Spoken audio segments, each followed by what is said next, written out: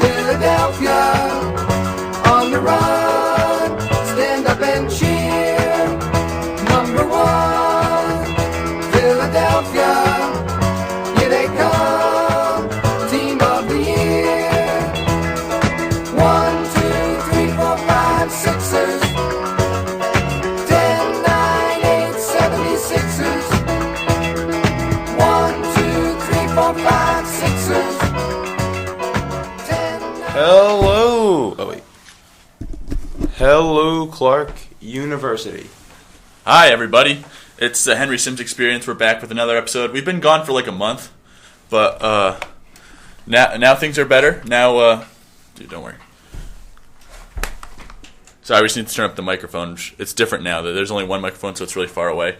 And we're going to stand back as a result because, we don't want to be next to each other because I didn't brush my teeth this morning. I was in a hurry. Thanks for all the details, Scott. Excellent. So, I forgot to bring my notes also, so this is going off to just a wonderful start. All right. So I'm going to have a celebration first because Wednesday night, Yeah, December 3rd, that was a date. it was normal day. Yeah. You know, I had class, Wow. had some Scarlet stuff, and then all of a sudden, there was something brewing. Trouble? Not trouble. The Philadelphia 76ers entered that game 0-17. One more loss would tie us with the 2008-2009 New Jersey Nets, with the most consecutive losses to our season at 18. But that day was not like any other day for the 76ers this season. We did not lose. In fact, we won. You beat the 4-12 Minnesota Timberwolves. I don't care about the record. It doesn't matter. No, I'm saying regardless. Congrats. We went in there. We showed Minnesota what it's like. We made Thad Young miss Philadelphia for a day. Yeah. He probably misses it anyway because Minnesota is kind of dreary. Dreary, if I can talk. But we went in there and we showed him how we do it in Philly. Michael Carter-Williams, 20 points. Big shot Bob, Robert Covington, nailing threes all day. It was too easy. And so the Philadelphia 76ers are now 1-17. Congratulations. Any other notable players from that game? I don't know. KJ McDaniels was okay. Didn't have his best game. It was mostly a combination of MCW and Big Shot Bob. Understandable. They were definitely lightning rods for the team. How did Noel do? I forget stats off the top of my head. He was fine. Nothing Cool. all that special. Nice. Here's my concern with the Sixers. Okay. All right. Obviously, there are a lot of concerns, but this is my biggest concern. Last year, they had a 26-game losing streak, right? And they would have tied the record or beaten the record. They tied the record. Yeah. They tied the record for the longest losing streak, and they won the game that prevented them from getting the longest losing streak. It was against the Pistons. They're not that good. This year, they almost tie the record for 0-18. Worst start to a season, but they win. And yes, it was against the Minnesota Timberwolves. But it is kind of fishy that Sixers claim they're trying their hardest every single night, but then when they're at risk of either tying or breaking a record, they go out and win. Yeah, I'm sure that's really it. You don't find that fishy at all? Why is it that We played the Minnesota Timberwolves without Ricky Rubio and Nikola Pekovic. We played I still would pick the Timberwolves. I still would pick that team to beat the Sixers. Well, of course, but any NBA team can win on any given day. I know, but why don't the Sixers do it unless they're at the risk of breaking or tying a record? Because variance and chance, and It's happened twice. I'm getting a little skeptical. Yeah, because two incidents really prove. They had 17 opportunities to win in the first place. To win this time, and they decided to wait. You only played Minnesota one of those 18. Okay, but you played some of the really bad Eastern Conference teams. You probably played the Lakers, did you not? We did not play the Lakers. Not play the Lakers. We played the Celtics. Okay, you played a lot of bad Eastern Conference teams. So I'm just really surprised. I'm skeptical, and I wonder if they actually give that extra effort when they're at risk of breaking or tying a bad record, and it makes me wonder where is that the rest of the season. I'm sure it motivates them some, but I just think we're not a good team, and we happen to win sometimes. and those sometimes happen when we were tied. Like if we played last year the Houston Rockets instead of the Detroit Pistons, that 26th game or 27th game, or it was after 20, so it would have been the 27th game. Yeah. We would have lost. It doesn't matter how hard we tried; we wouldn't have won. The Pistons are terrible. I'm not saying that you would have beaten the Rockets. I'm just saying that the Timberwolves would beat you even without Rubio and Pekovic on a given night. And They could, they didn't. they were still the favorite. It's just I'm very skeptical. And do you think that also has to do with like other teams kind of like letting up against the Sixers? I actually think it's the opposite. I think like when you have a team that's like 0-15, 0-16, 0-17, you don't want to be the team that loses to them first. That's embarrassing. The Timberwolves should be embarrassed right now. Minnesota, you done screwed up. So you'd say the same for Pistons last year, not letting them... Yeah, but no, the Pistons don't care. Josh Smith just farted a lot. Like that was the Pistons' offense last year. Okay. It's just weird. It's just really weird. It's suppose happened it is. twice in the last few months. That at the end of last season, the beginning of this season. It's weird. Sure. Speaking of teams that have been winning games, the Warriors just extended their winning streak to 12 last night, I believe. 11. Yeah, 11. 11. And they beat the Pelicans pretty handily. They did. My MVP so far this year is Stephen Curry. That's fair. He's been really, really, really good. Statistically and individual performance-wise, I'd give it to Anthony Davis. But if you factor in record, you got to go with Steph Curry. Yeah. No, he's just been... That team is just so much better than they were last year offensively. Like, you saw Stephen Curry's making some ridiculous, like, no-look passes last night. Found a lot of open guys, just nailing shots because that's what he does. Crossing guys over, getting to the basket. He's just been incredible. And Bogut's been playing really well. Draymond Green's been playing really well. Their defense has just been switching everything. Zach Lowe's did this a lot, that, like... And they're able to pull it off because of who they have. Anyone on that team, mostly, can guard pretty much anyone on the opposing team. And so when you and that makes really hard to get open on defense, for their opposing offense. Yeah, and you talked about how they were a good defensive team last year, but they've definitely improved on the offensive end, and I think they lead the league in points off assists and also assists per game. And you have Steph Curry doing everything he wanted against the Pelicans, making a lot of ignite passes to Harrison Barnes and other players on the Pelicans. We had that one play where Harrison Barnes cut in and Steph Curry just gave him a nice no-look pass. And Didn't we forget that was Draymond Green, or was that... I think oh, God, no, that was Barnes. Okay. Yeah, the other one was Green. Okay. Or maybe that was Draymond Green. I thought that was Green, but maybe I'm wrong. All right, yeah. I'll look that up. Anyway, it was to one of those players, and it was amazing, and it was not very different from other things that happened that night. Pelicans just couldn't defend the three in transition. It's so easy just for Klay Thompson to run down the court, jack a three from the wing, and swish. Like, he could do that in his sleep against the Pelicans. They didn't show much resistance to that. They didn't really know how to guard that. No. And that was kind of the story of the night. It was just... And Anthony Davis had an amazing game last night. I believe Yeah, he did about 8 or 9 otherworldly things. Yeah. Throughout the game. It was a blowout. Yeah. It was a blowout. Anthony Davis has also been incredible this year. Like, we can't understate how good Anthony Davis has been. Yeah, top 5 player in the league right now. Sorry, we can't overstate. We can understate. Yeah. But, yeah, he's incredible. And the only reason that team is close to mediocre is because Anthony Davis... I'd say they're mediocre. Yeah. No, but like, without Anthony Davis, they wouldn't even be Oh, close yeah, to no, they mediocre. would be very bad. Yeah. And especially since they can't seem to always be healthy. Not like Eric Gordon is going to make your team that much better. I think he's an all-right player. He definitely makes too much money. And if he was paid like half the amount, I'd like him. But it's really they've really struggled ever since he's gotten injured. I just think he just kind of like muddles things, I feel like, for that team, and it makes it really. It makes, because if you're paying Eric Gordon that much, you need to play him a decent amount of minutes, and then that means you have to play Tyreek at the 3 a lot because Eric Gordon's on the floor, and then that just muddles your offense. It seemed to be working all right at the beginning of the season. Yes, Tyreek has the height disadvantage at the 3, but it's working much better than their lineup now. I know that's hard to compare because they'd only have like 4 NBA starters on their team, maybe 5 if you count Ryan Anderson, which they've been bringing him off the bench. But yeah, they've had to start Austin Rivers or Luke Babbitt.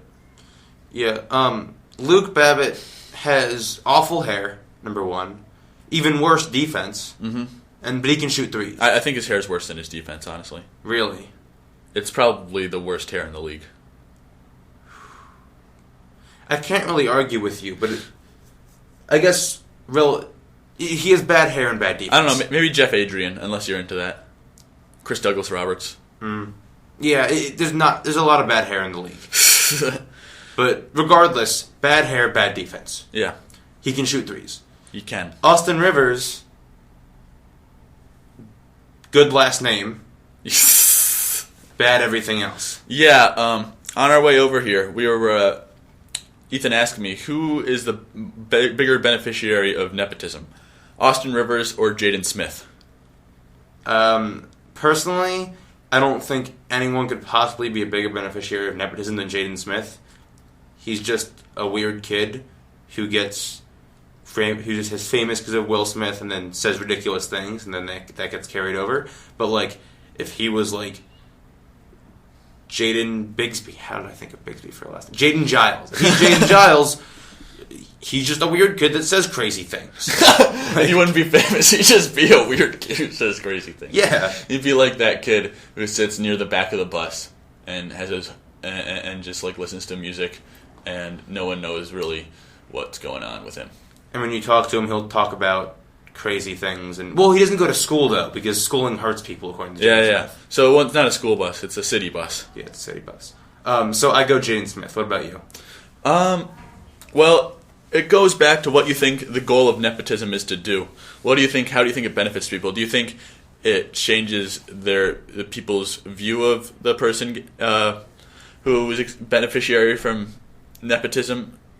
Sorry. Do you think the goal of nepotism is to give them opportunities or to affect the public's view of them? It's a good point. The public, it's kind of hand in hand because without the opportunities, the public wouldn't think of them. That's true. But how much do you factor in public opinion of them? I can't give you a percentage here. Do you factor in it at all? Yeah, sure. Do you think it's important if people like them or hate them? I have no idea. Because it's not really nepotism if people like them because they can be their own entity. True, yeah, but no one likes Jaden Smith or Austin Rivers. But what I'm trying to get to is it's clear that everyone thought Austin Rivers was going to be a great player, and then we're realizing that a lot of that was a product of his dad's legacy. He was ranked above Anthony Davis coming out of high school. Yeah, that's not good. Yeah. But whereas in Jaden Smith's case, ever since everybody saw the Karate Kid remake, we knew he wasn't very good at acting or probably anything else he's tried to do. So I feel like the fact that Austin Rivers, people were tricked into thinking he was a legitimate prospect makes him a bigger product of nepotism. That's fair. It's close. I think this is possibly like the most not contentious, the closest argument we've ever had. Yeah, definitely. There's no right answer and there's no wrong answer. Exactly. They're both immense products of nepotism. Austin Rivers is the Jaden Smith of the NBA. Absolutely. Yeah. That's pretty clear. Who's the Jaden Smith of the NBA in terms of Twitter? This is making my head hurt. No. If it was the NFL, it would be Adrian Peterson just because of poor capitalization. Okay. I don't know for NBA. Yeah, I just don't know any players who have ridiculous, outlandish tweets consistently. Yeah, it's pretty impressive. Moving on to anything else. Bulls. They're pretty good. Yeah, they've managed to stay afloat, even though Derrick Rose is not in the lineup. Consistently? Consistently, yeah. He's probably missed about half the game so far, right? Probably. I haven't been really keeping track. I'm just like, Derrick. Not been great. But you know who has been in the lineup and playing really, really well? Who's that? Jimmy Butler. I've heard so. Jimmy Butler this year averaging 21 points, 3.5 assists, 5.7 rebounds, and shooting 49% from the field. Yeah, and not to mention he's been terrible from 3-point land this season, and he's still able to be a 20 points per game contributor. Yeah. So he is going to be a free agent this offseason, and he is going to get, if he keeps this up, paid. Yes. Like, really, really, really, really paid. How paid? Really paid. Wow. And it almost seems like some oversight, honestly, in Chicago front office at this point for not locking him up before the season, because he's going to make a lot more money Yeah. in this offseason. And that's kind of been a thing for restricted free agents. They should look to lock him up as soon as they can, because I remember last year there was some free agent negotiations with Gordon Hayward and the Jazz before this last season started, and he wanted 4 years, 52, and they wanted to give him 4 years, 48. Fast forward to the end of the season, he gets an offer from Charlotte for 4 years, $63 million, and they have no choice but to either let him go or match it. And those are the only two options. Exactly. There's no... But it's hard to predict, because what if, look at Rubio. I know he's been hurt this season, but he gets a huge contract a few weeks ago, and that, will probably end up being an overpay. So if you think the player... You want to lock up the player if you think he's going to do well that season and then get overpaid in free agency. But, and Gordon Hayward was a candidate. I know he didn't play well last year necessarily, but, he was a candidate for that. Jimmy Butler, it should have been predictable that he was going to have a good year this year. Yeah, that's a good point. I think people expected Gordon Hayward to progress more than Jimmy Butler, because Gordon Hayward has just... Jimmy Butler has kind of been penciled in as a 3-and-D guy, whereas Gordon Hayward's been penciled in as a very versatile offensive player. Also look at the draft position. It's a good point. Gordon Hayward picked 9th. And Jimmy Butler was 24th. Something out different drafts, but no one thought Butler was going to be this good coming out of college. Bulls have really nailed getting good athletic wingmen in the late first round. Mm-hmm. I think we're going to see that with Tony Snell eventually. I hope so. When Thibodeau breaks down Jimmy Butler's body. Maybe that's why they didn't sign him. Yeah, maybe. They just get a new one every 4 years. A new athletic wingman. And then, if they keep him for 8 years, it's too long. Yeah, as we saw with Luol Deng. You could call Luol Deng the Obama of the Chicago Bulls. 8 years too long? 8 years is too long. Oh, okay, I just think that in terms of overall presidential terms. I'm not singling out Obama for this. Oh, okay, yeah. we don't like to get political on the Henry. This is kind of our respite from the rest of the world. Yeah. I love you, Obama. Yeah. Cool. Awesome. Go Bulls. Go Bulls. That took a turn. So, although you can argue that although they kept Luol Deng for quite a while, he was only there for 5 or 6 years of when Thibodeau was a coach. That's true. Actually, and he was really good until his last year. I think he was there for 4 years. So that every 4 years they just get a new athletic wingman. They do. Who's it gonna be next after Tony Snell? I don't even know that far. I don't know who's coming out of high school right now. Scott Levine. Yes. Get rest up your back, Scott. Yeah. Dude, yeah, it's true. My lower back really hurts after club practice. I should work on definitely getting in better shape because Thibodeau is going to play me 40 minutes, maybe even 45, 48. So, how far can the Bulls go without Derrick Rose? Farther, I think they can get to the second round this year. Obviously not last year. They didn't have really go-to spark plug like they did 2 years ago with Nate Robinson. But if you have Pau Gasol and Jimmy Butler and Joakim Noah, even if you don't have Derrick Rose, that's a pretty good best 3 players, right, especially in the Eastern Conference. And you factor in guys like maybe Mirotic actually gets some playing time. Maybe Ray McDermott can get some playing time. We call him Ray. So does Aaron Brooks. Aaron Brooks isn't terrible. Yeah, I like Aaron Brooks. I honestly... He's not Derrick Rose, but maybe he can do 70% of what Nate Robinson did for them. Right. And you'll take that. Exactly. And, Tony Snell maybe, who knows. So, let's say they play Toronto in a second-round series. Yeah. Do you think Toronto would beat them? Well, I do think Toronto would beat them, but Because if they get the 2 seed, then you could see them playing, matching up with Toronto in the second round. Gosh. I think Toronto will be much higher than the 7th seed. No, in the second round. Oh, okay, gotcha. So if Toronto's the 3 seed. I had a brain fart. I think Toronto. I think Toronto would win that. It would, because, I mean, if Kyle Lowry especially, if they don't have Derrick Rose to like make Kyle Lowry like really play hard on defense, then that's gonna be hard. That's gonna be rough. And then I think DeMar DeRozan and Jimmy Butler kind of neutralize each other. Yeah. And then you're looking at a matchup between. I do like Gasol and Noah better than I like Amir Johnson and Patrick Patterson and Jonas Valanciunas. But, Valanciunas is very good. He will make no work, especially if he's injured. And Raptors will have a clear advantage at point guard. So it'll be kind of like the Raptors' backcourt against the Bulls' front court. That'd be a really fun series. Yeah. So, to the Raptors, just because, we're very sad for DeMar DeRozan. Yeah. Injured. It's really disappointing. He's very exciting. He's out for about a month. Yeah. Has a groin problem. But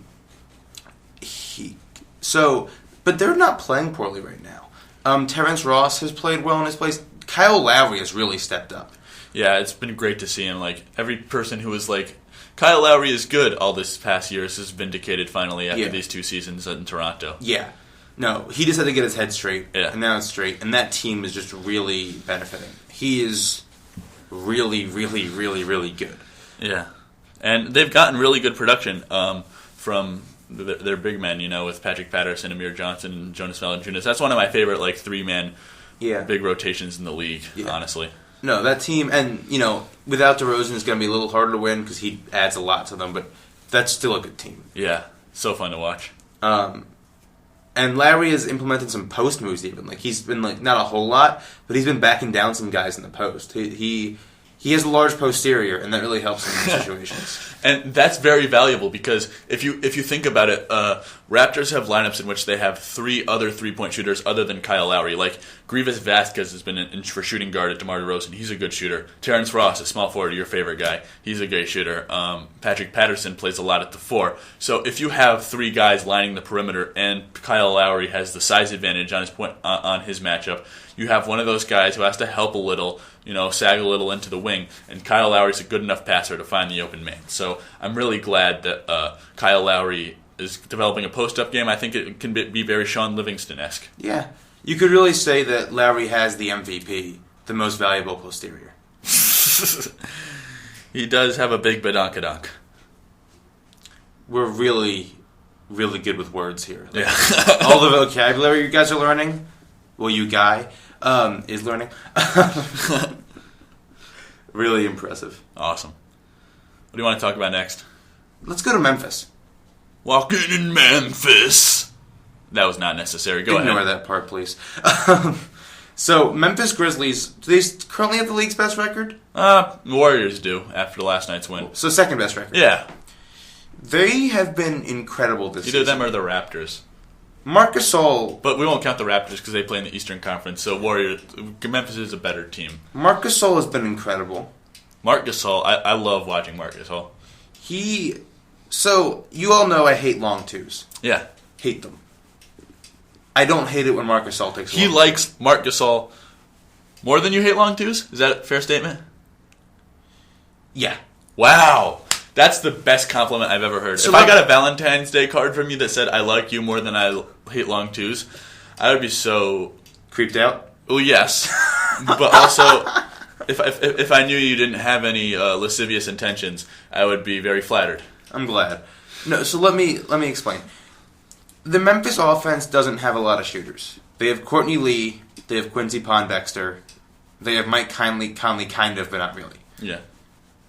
So they need to create space somehow. Marc Gasol is incapable of taking threes. Not his game. But he nails long twos. Yeah? He's so effective. In every single time. Just swish, swish, swish, swish, swish. And it makes the Memphis, whenever he sets a pick and it's like a pick and pop, it's so hard to guard. And so his long twos really lead to winning. Yeah, because you look at how... You talked about their spacing issues.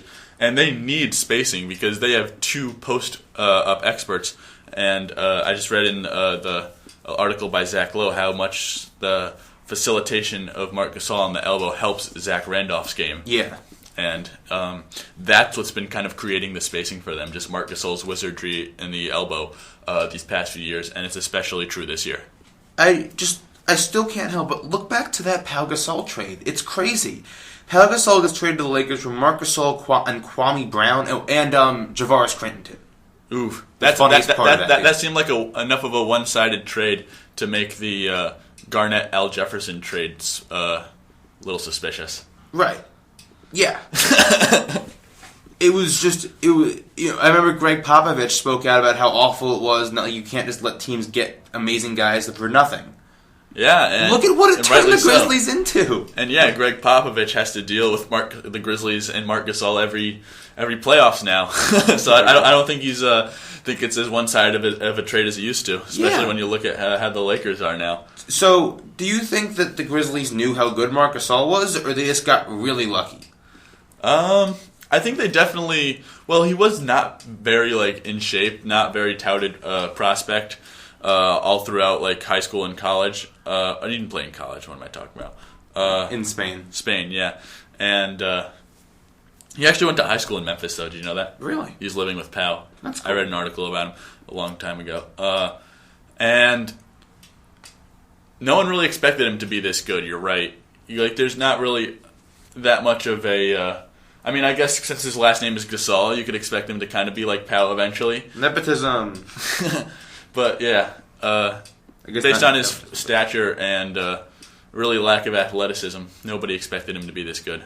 And remember, Chris Wallace is the GM. Yeah, of that. And Jerry West was president of basketball operations, who has been very good in a lot of programs. He has been. But you have to mention that he did make that trade to the Lakers, so there could have been a little bit of purple and gold loyalty there. Yeah. Which is hard to back away from. They did get Javaris Crittenton, though. No one ever talks about that.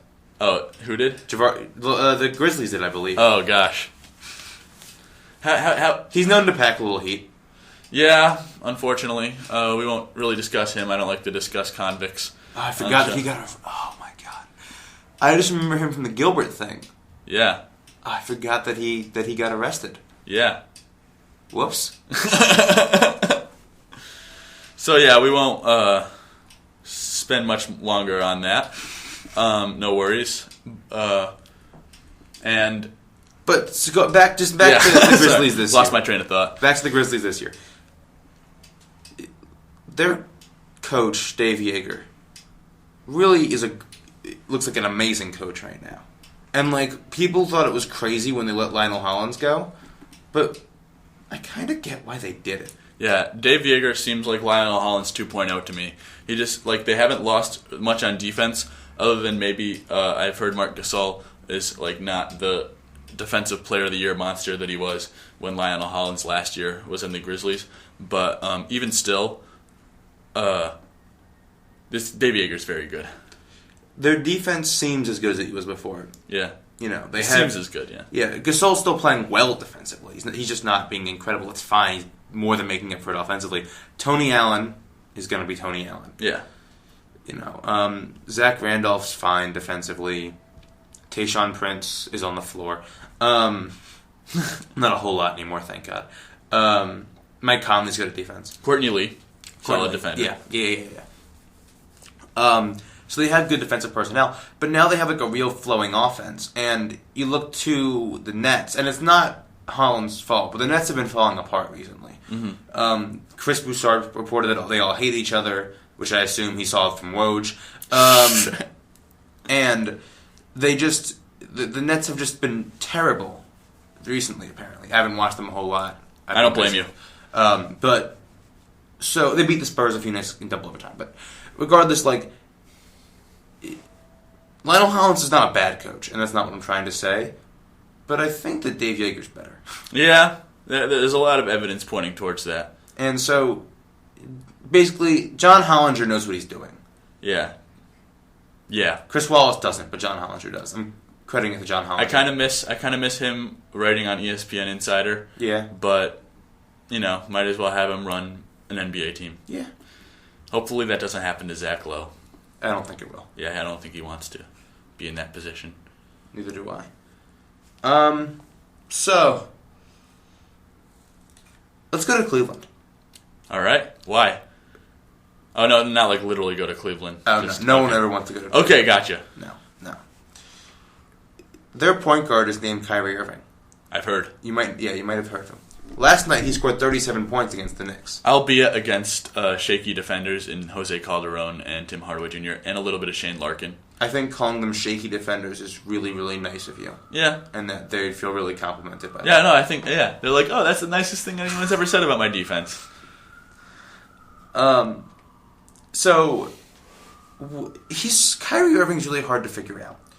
I don't know if I like him or not. Yeah, he's really talented. I think of all the NBA point guards, if I have to watch a 5-minute highlight tape, I'm choosing Kyrie Irving. Fair, yeah. I think he has the best handles in the league. Yep. He can shoot well. Oh, yeah. Defensively, not so much. He's a B-plus athlete. B-plus athlete. He's a good passer, in a nutshell. Yeah. In a vacuum, rather. Whatever you want to say. His faults, as I said, defensively. His mind isn't always in it. And he's been criticized for that in his first few years in the league, but it's kind of hard to blame him for that.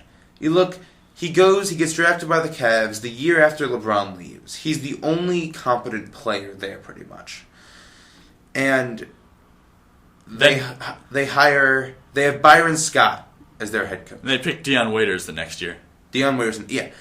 He's never been around a good locker room until now, potentially, maybe. For this year, I mean. Yeah. Now, and then they get rid of Byron Scott, and they hire Mike Brown. Which, like, you just might as well rehire Byron Scott if you're going to hire Mike Brown. Yeah. They also gave Mike Brown a 5-year guaranteed contract, but that's neither here nor there. So, he did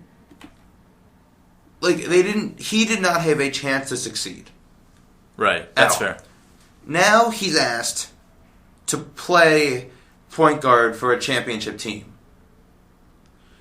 Yeah, this is going to be a very hard adjustment for him. And honestly, there's a lot of people last year who had tired of pointing the finger at Deion Waiters and other players on the Cavaliers and just said, you know what, maybe it's Kyrie Irving's fault that they're this bad. And I never really thought it was. Like, they've said, Kyrie Irving has just shown an unwillingness to lead and is not leading this team. I would not have a willingness to lead if my best teammate was Deion Waiters either, or Tristan Thompson, or whoever you want to say was the best player on that team. And so I can't blame him at all. That was just a terrible situation by all accounts. And I still think he has a long ways to go, and that stunted his growth a little. But I'm not ready to call him out on his character yet. Exactly. And you look at, now you have LeBron coming in there, and he just has to listen to LeBron James. That's all he has to do. When in doubt, listen to LeBron James. That should be. But it's a hard adjustment. Yeah. LeBron's going to be intense every single practice, every single day, because that's who LeBron is. He's a champion. He's a 2-time NBA champion. He's the best player in the league, and he has expectations for you as a player, and you've never been asked to do these things before. I believe it was the first game of the year. It was a close game against the Knicks, opening night, and he apparently turns to the bench and goes, "Is this what the playoffs feel like?" That's so cute. But just it's going to be an adjustment, and you can't assume that Kyrie's ready to make that adjustment yet. And I think next year, Kyrie Irving has potential to be a top 5 point guard in the league. But this year, I can't expect it from him. Why do you think it is that we care so much that Cleveland is 500? Define we. Just as consumers of Basketball. the NBA. One, as a whole. LeBron James. 2, LeBron made that whole big spectacle of going back to Cleveland. He wrote the letter, No, it wasn't close to the spectacle that Miami was. But he did the same thing, though. Not same, but he did, he's still, a lot of fanfare about him going back to Cleveland. And that just keeps, it's all the media. That's what it is. What I want to talk about, and that includes us, by the way. Go us. Go us. What I want, because it's kind of expected for them to be hovering around 500 at the start of the season. Now, only a few people expected them to come out like gangbusters. And Miami was 9-8 LeBron's first year. Yeah, and I think part of that is not only that we expected this to be a super team, but some fans, me included, get a little frustrated when you see LeBron just not on an extremely dominant team because you want every year of his prime to be used the best way possible. And that's what's frustrating for me on the Cavaliers. Like, I haven't really paid attention to them that much because, one, I think they'll get back on track and I'm not worried. And two, it's just not quite the spectacle it will hopefully be eventually. Right. No, they just have to... They have to get in sync, and they're not in sync yet. And getting in sync might mean moving Deion Waiters. It might mean moving Deion Waiters. And there's a lot of teams, I think, who would take a chance on a young athletic shooting guard, especially when that's probably the thinnest position in the league. I don't want him on the Sixers. Oh, no, that would be bad. Although maybe he would... that would strike a chord with him coming home. I think we just talked about how putting Kyrie Irving in the position that he was in the first few years, relying on guys like Deion Waiters was bad. I don't want the same for the Sixers. That's a good point. If you look at the Sixers team, I know we just totally veered into Sixers country. I'm not going to spend That's okay, too keep long. going. We can dance around. The team doesn't have any really crappy people. We got rid of... We don't want crappy attitudes, because that hurts the entire roster. I think it would have the Lance Stevenson effect. Oh, yeah. No.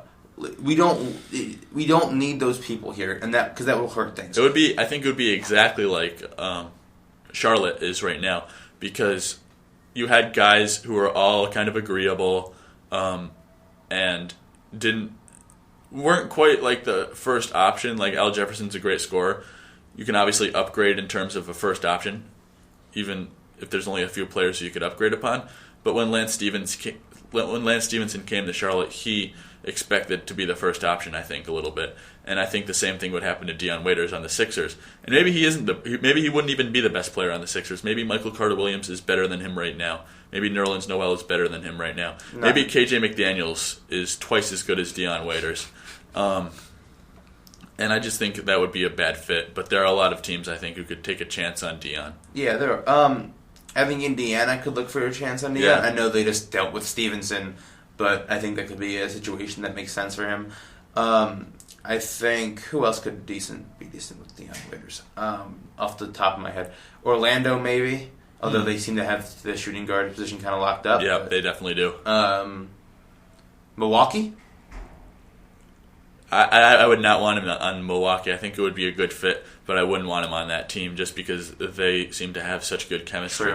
True. And Deion Waiters and Larry Sanders there'd be nothing good coming out of it. Oh no, they'd either be friends and get into trouble together or be enemies. And get into trouble together. There'd be at least 3 bar fights a year. Yeah. Either with Larry Sanders and Deion Waiters backing each other up or going at each other. Not sure which one. How about Clippers?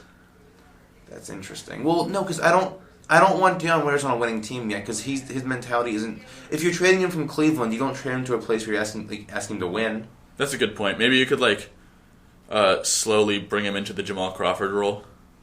Maybe, and that's probably where he fits in best in the NBA. But he wants to start. Lakers? Sure, why not? Be hilarious. Have him start over Kobe. It'd be hilarious. I think this is the time where we have to mention there was big news yesterday. Oh, yes. Big news in Boston. Kobe Bryant, Rajon Rondo, breakfast. They ate breakfast. We can confirm it was breakfast. Yes. They did so publicly. There was a picture online. It was in the morning. If it was not in the morning, it may be considered lunch and dinner, but it was in the morning, and therefore it was breakfast. They may have talked. They may have just stared at each other silently. Apparently they're friends, which I'm really happy about. Yes, because and they're the same people. We can confirm our beliefs because Ramona Shelburne reported on ESPN LA this morning that it was indeed just breakfast. All it was breakfast. Yeah. All he wanted was a Pepsi. Do you think they ate eggs? I hope they ate eggs. I like eggs. I think Kobe definitely had a well-balanced breakfast. I think Rondo had one piece of honeydew and a plain bagel with no cream cheese. That's such a Rondo meal. So, They ate. Yeah? And people cared about this. Are they eating, though? Okay. People cared. You saw that story on, like, it was on the front page of ESPN.com, right? Yes. We're getting stories about breakfast on the front page of ESPN. Yep. Although, maybe they got it wrong. Maybe it was brunch. Well, yes. Well, this is hilarious. Yes, it is. It was just breakfast, though, according to reports. And Rondo's going to be a free agent this year. But it was just breakfast, according to reports. I really hope he goes to the Lakers just because I think Kobe and Rondo will be fun together. I really hope he goes to the Lakers just so they can give us all the first-round picks. I want those first-round picks, LA. That they don't have. I'm coming for them. I know they're there. No, You can't lie to me. They're not there. No, they're there, I say. They owe them the They have Phoenix and Orlando. They have the Rockets pick. They do have the Rockets pick. I'll take it. And another one. And then we're good. They don't have the other 2016? What are they doing then? They're not allowed to trade it because Darn Ted Stepien. So we've touched upon Lance Stevenson earlier with the Hornets. They're really bad. They're not very good. Michael Kidd-Gilchrist getting hurt their defense a lot. I think he's back now. Okay. Offensively, With an improved jump shot. Anything was an improved jump shot. Okay, we'll talk about it. You said offensively. Offensively, they're trying to create a lot of action off like Kemba pick and rolls, and he's finding Lance Stevenson a lot. I believe 30% of his passes are going to Lance Stevenson. Yeah. And Lance Stevenson on those passes is shooting 30% from the field. That's Very not bad good. ratio. That's not what you want. Yeah. Lance has been terrible. He's apparently just been going. He's been the most like stat hog ever, which is what Lance does. Yeah. This isn't anything new. This is definitely bad Lance. He talked about it last year, how there's good Lance and bad Lance. We've seen nothing but bad Lance so far this season. And it's what we saw in the playoffs from him. He's not blowing in LeBron's ear, but like he's doing all the same stupid crap on the court. He's proverbially blowing in LeBron's ear. Right. Just with every move on the court. And we probably should have seen this coming. Yeah, we should have. There is no way Lance going to Michael Jordan's team was going to work out. Yeah, especially when he expects him that he's going to be the first option. You didn't have that with Paul George last year. You can't really say you're better than Paul George unless you're one of like 5 people in the league, and it's tough. It's been tough. It's been awful. They have been terrible. And defensively they were able to get by last year, even though Al Jefferson isn't good at defense, and they haven't been able to do the same this year. They've gotten unlucky. Anything that can go wrong has go wrong. It's been Murphy's Law so far. Yeah, and that's going to change. So they'll compete for the 8th seed. Yeah, but Troy Murphy's Law. Did he used to play for them? Probably. He's played for everyone. But it's not what we thought it could be. No. Marvin Williams is also... Yeah, that was a bad signing. It's been a disappointment. They replaced Josh McRoberts with Marvin Williams, which is not an upgrade. And they also got a Mick Roberts. They lost to Mick Roberts, but gained a Brian Roberts. I haven't heard anything about him this season. He's a backup point guard. Yeah, Gary Neal has been decent, but I think he's injured right now. And PJ Hairston has been all right, but he's gonna go crazy soon because it's PJ Hairston. Yeah, you can't really trust him based on his past. Yeah, shortcomings. Let's say. A lot of them. Let's say. So yeah, the East is like one less potentially good team, and that reminds us how just uneven the talent level in each conference is. Yeah, it's really the fact that it's hard. So the current system, 8 teams from each conference make the playoffs, and then you get really crappy teams making the playoffs and good teams missing it. Because the West has been better than the East for the last 15 years. Zach Lowe recently wrote about this, that they have to do something about it. Mm-hmm. But it's hard. So if you want you could have it so the top 16 teams make the playoffs overall in the league, but the schedule has it so that the East teams play each other more and the West teams play each other more, so it should balance out. The crazy thing, it doesn't. There were I think the 10th seed in the West would make the playoffs in the East last year, if I believe, right? Yeah, and I think the 3rd seed in the East would have missed the playoffs in the West. Yeah, crazy. Yeah. And also, if you want to have like 16 total teams in the playoffs and just seed it that way, that makes travel crazy, Mm-hmm. And the NBA is worried about getting rid of rivalries, but like There are no rivalries. I think what makes continuity breeds rivalries. You get rivalries when it's the same players on the same teams going against each other. The Pistons and the Bulls hate each other because Isaiah Thomas and MJ hate each other. People don't stay on the same team long enough now. There's constant switching of players, so it's not the same. If you have like different players in different cities, it's not the same hatred towards one another. Yeah, and I think a lot of the rivalries in this league are kind of media constructs. And maybe they were in the past, but now that the media is so prevalent, it's definitely apparent. But like, sorry to interrupt you, but there's the picture of Dr. J and Larry Bird strangling each other on a court. That would never happen today. Mostly A, because people get suspended, B, that there could be a huge outrage about it. But like, we just don't hate each other enough. Is it that there's more coverage on NBA players' personal lives that you realize that they don't actually hate each other? Maybe. Because that's been kind of a narrative that's not very true, in my opinion. That's a good point. About how players just are buddy-buddy now. I think they still want to destroy each other when they get out on the court because you have to be ultra-competitive to survive in the NBA. But because we have more of an insight into their personal life, we have Twitter, we have all these like little media segments of following the players off court.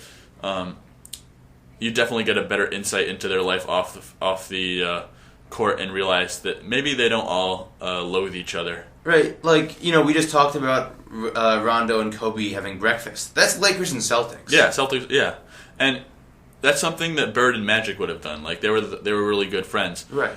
And that's the thing that bothers me when everyone says, "Oh, players can't really compete against each other because they're too friendly." Like, people forget, yeah. Like, one of the best rivalries of all time, Bird and Magic, they were best friends, and that actually brought the best out of each other because Larry Bird said after every game he'd like look up the Lakers box score to see how Magic did. Right.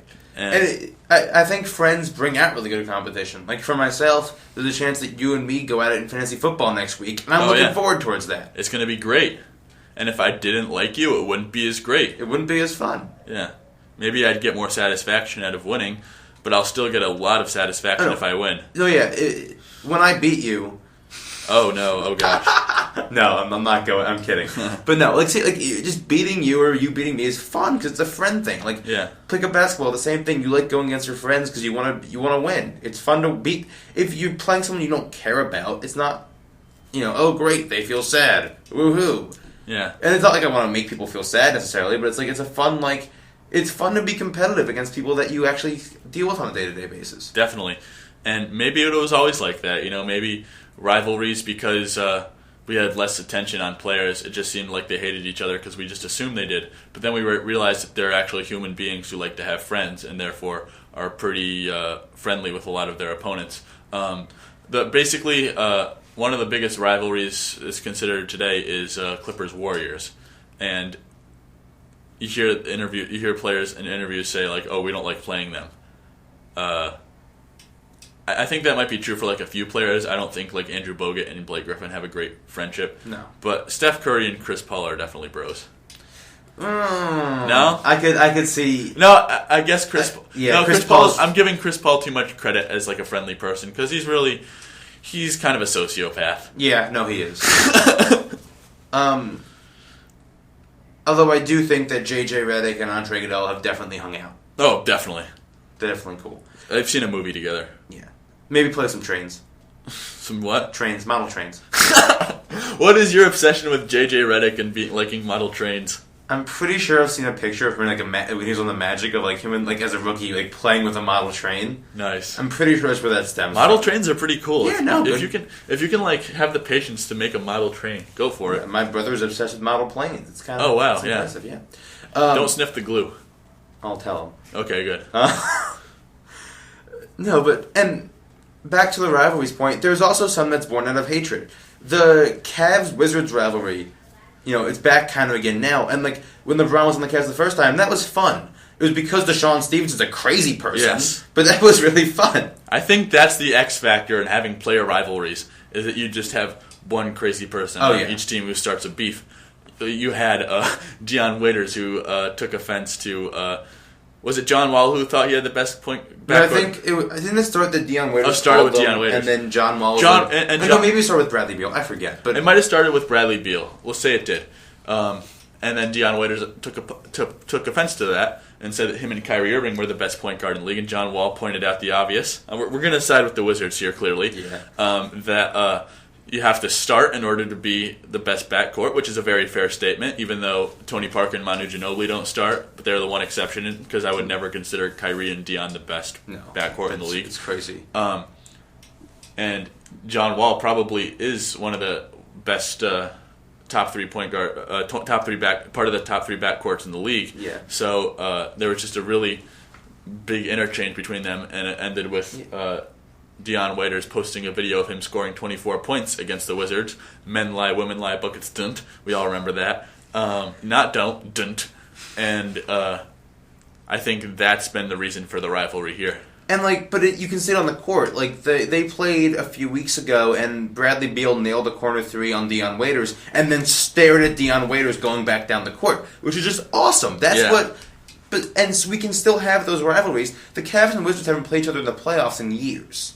And while NBA players are considered to be better friends with each other than before, there's still going to be guys who don't like guys. They're not all. There's a lot of testosterone. They're not all choir boys here. Yeah, there's a lot of pent up anger because you're playing a professional sport and you have to have anger. Yeah, it's impossible not to. It's the reason I'm not in the NBA. It's just I'm not angry enough. Exactly. It's the only reason. But so there's a lot of you're really tired. You're running up and down the court for 48 minutes a game. It's you're gonna get angry. Yeah. Inter-team. There's gonna be something that somebody does that's gonna set you off. Exactly. Especially if that somebody is Tyler Hansbrough. A lot of Tyler Hansbrough. 50% of times players get angry is because of Tyler Hansbrough. Sometimes Ivan Johnson won't even be playing the Raptors, and you'll just think of Tyler Hansbrough and get really angry. Exactly. Couldn't have said it better myself there. I really wish Ivan Johnson... Is he on a team right now? I think he was released by the Mavericks. That's too bad. I really wanted to see him play against Tyler Hansbrough. Just to see whatever kind of fight? Yes. So Ivan Johnson's clone, Reggie Evans, scored 20 points and 17 rebounds against the Blazers, or the Grizzlies. Which one? It was the Grizzlies. Grizzlies, a few days ago, which is crazy. Yeah, because they have Zach Randolph and Marc Gasol. But they don't have Ivan Johnson number 2. They don't. And... we saw Ivan Johnson, number 3, and Quincy Acey have a nice game against the... actually, no. Cavaliers won. That's right. Melo took the ISO on LeBron. Yeah. Game-winning shot. Only it didn't win the game because it missed. Yeah. It was down by 3. It would have tied the game. But to clarify, there was 10 seconds left, down by 3. LeBron's going to guard Carmelo because of course. And Derek Fisher calls an ISO for Carmelo Anthony. Why? What?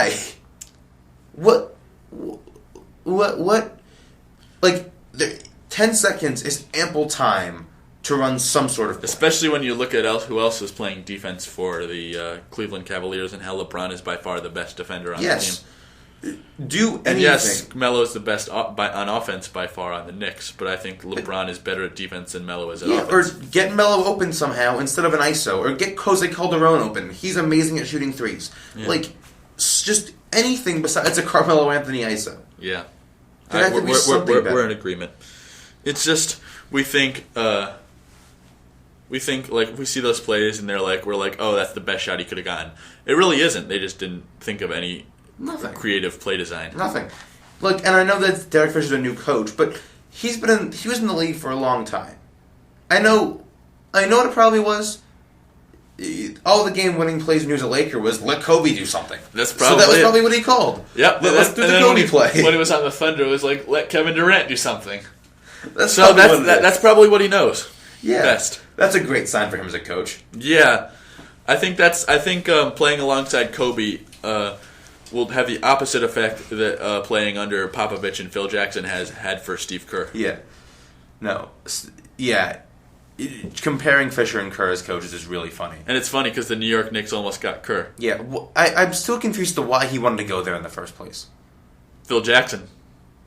But Right? look Right. at That's got to be the only reason. got to be the reason. Well, actually, look. Maybe Carmelo Anthony intrigued some coaches. If we believe off-season rumors, this is the trickle-down effect. The Warriors wanted Stan Van Gundy, but they wouldn't give him control over the roster. Right. So the Pistons got him.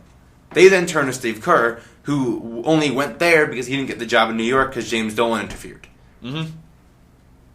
So imagine, what if Stan Van Gundy just goes to the Warriors? That would be. I don't want to say they'd be that much worse because I love Stan Van Gundy as a coach. But they wouldn't be as good. No. It's hard to imagine them playing better basketball than they are right now. Exactly. Especially when Stan Van has been best when he has like a working post-up threat, and I don't know if Andrew Bogut is that. No, he's definitely he's not. a good passer from the post, but he can't really draw double teams on post-ups. And there's no reason to ask Andrew Bogut to try to draw a double team on a post-up when you have that roster. By the way, it doesn't even need to be said, the obvious answer to best backcourt in the league is Steph and Clay. Yeah, for obvious. sure. Like there was argument that it could have been Wall and Beal, given that Beal has taken a leap forward, but so has Clay. No, yeah, it's not close. Yeah, they're by far the best backcourt in the league this year so far. Ooh. If you could have one player for the rest of their career, Steph or Clay? today, Steph or Chris Paul? Steph. Yeah. Much younger Yeah. and not that much worse. No. Arguably better so far this year. Player for the rest of the year? Chris Paul. Yeah, you can't say otherwise. It's close. Yeah, it's really close. I had to think about it for a good 3-4 seconds. Is Steph clearly the second best point guard in the league now? Unless Russ just goes bananas when he comes back. Even if he goes bananas, yes. Unless Russ goes very bananas. Yeah. It just depends on how many bananas. And also, you have to factor in defense there with Russ that Steph doesn't bring. He's not he's a slightly below average. You know, Yeah, he's not Russ. He has long arms, but Russ is just a destructive force when he's not gambling too much. You know what's also really funny to look back on? What? The Timberwolves? Drafting Rubio over Steph? But the Warriors were offered a trade of when Steph was a rookie, or like when they drafted Steph, of Amari Stoudemire for Steph Curry, and were heavily criticized when they did not accept this. Yeah, that's crazy. Could you imagine? I don't want to. A team with Monte Ellis and Amari Stoudemire, I don't want to imagine. God. That's not giving the people what they want. Not at all. Not at all. All right, so this episode's almost over. Should I go over the games for tonight? Yeah, let's do it. Is that like our thing? It's my now? favorite part. Let me. Friday night. No NBA class Friday. in the morning. Tonight, big game. The Oklahoma City Thunder travel to the red-hot Philadelphia 76ers. Whoa, the streak is alive. Oklahoma City's favored by 13. So wait, who do you think's more likely to win this? Who do you think's more likely to win? The Sixers? Who do you think's more likely to extend their one-game winning streak? The Sixers tonight or the Raiders on Sunday? Oh, no, the Raiders lost to the Rams. Darn it! They actually lost by a lot. They lost by a lot. Do you think who has a better chance? Anyway, Sixers or Raiders? Which better one-win team has a chance of winning? The Raiders. Team has a better chance of winning? The Raiders play the Chiefs. It's Sixers because the Raiders aren't going to win. None of the Sixers. Neither of them are going to win. Yeah, Chiefs are going to try because they have to win this game if they want to sniff the playoffs. Yeah. Next game, Denver at Washington. We were going to talk about Denver and time too. They've been a lot better. This is going to be a good game. This is a sneaky good game. Ty Lawson's been incredible. I have not mentioned also how awesome John Wall has been this year. Yeah. 18 points a game, 9 assists, and he's just been so fun to watch in transition. I can't even describe it. Really good. Next game, the 4-16 New York Knicks at the 4-15 Charlotte Hornets. I won't be watching that game. The 5-14 Los Angeles Lakers at the 5-11 Boston Celtics. All right. Magic and Bird aren't coming through the door, but it's going to be a fun matchup regardless. Hopefully. No, it won't. The 11-6 Atlanta Hawks. We have not talked about. No, they should. If you go 11-6, you should be mentioned on the show. So shout out to the Atlanta Hawks: Jeff Teague, Kyle Korver, Paul Millsap, Al Horford, Mike Budenholzer, Dennis Schroeder, and anyone else I missed who's been good for them this season. Visiting the 8-9 Brooklyn Nets. Yeah, Joe Johnson's revenge game. That's going to be a fun game. Ooh, the 10-7 Cleveland Cavaliers at the 15-4 Toronto Raptors. Oh gosh, that's going to be fun. I think if Cleveland can blow them out, this might be a turning point in terms of power shift in the East. It could be. The 14-4 Houston Rockets at the 4-13 Minnesota Timberwolves. Not nearly as good. All right, looking to rebound against the loss against the Sixers, which is never something you want to say if you're a team. The 13-5 San Antonio Spurs at the 15-3 Memphis Grizzlies. Oh, that's going to be really fun. That's going to be a good game. The 11-8 Phoenix Suns at the 15-5 Dallas Mavericks. I like that. Apparently, Dragic hasn't looked great this year. He is not. Hopefully, he can rebound. Bledsoe's been very good, though. Bledsoe's been very good. Isaiah Thomas has kind of messed things up a little in the guard rotation. Also, I disagree. I don't really want Dragic rebounding. It's not his game. Oh, that's true. You want him kind of leaking out a little. Yeah. Okay, I understand. The 9-9 Miami Heat at the 10-10 Milwaukee Bucks. That's fun. It's happening. It's fun. The 7-14 Orlando Magic at the 5-14 Utah Jazz. All right. That'll be funny if Exum has a big game against them and makes them feel sad for not drafting him. Unfortunately, Aaron Gordon's hurt. That's too bad. But you'll still be able to see Peyton versus Exum, so that's going to be really fun. Yeah. And finally, the 7-12 Indiana Pacers at the 9-9 Sacramento Kings. That'll be fun. Yeah, sure. I'm looking forward to it. Roy Hibbert versus Boogie. It's going to be fun. Yep. All right. Good batch of games. Thank you, Guy, for listening. Or girl, I'm not sure. You guys are the best. Ta-ta for now. All right. We think we have a show next Friday, rather. But we're not sure right now. We don't know what happens over exam break. Hope you guys have a nice rest of the semester if we don't see you again. And keep getting buckets. Yeah. For the online listeners, Scott and I are hoping to figure out a way to record a podcast over winter break. No promises, but we want to do it. Yeah, it's definitely something we're interested in. So, hopefully, maybe we can do it. Otherwise, see you in a while, potentially. Maybe. Or next week. We're not sure. Bye Stanton.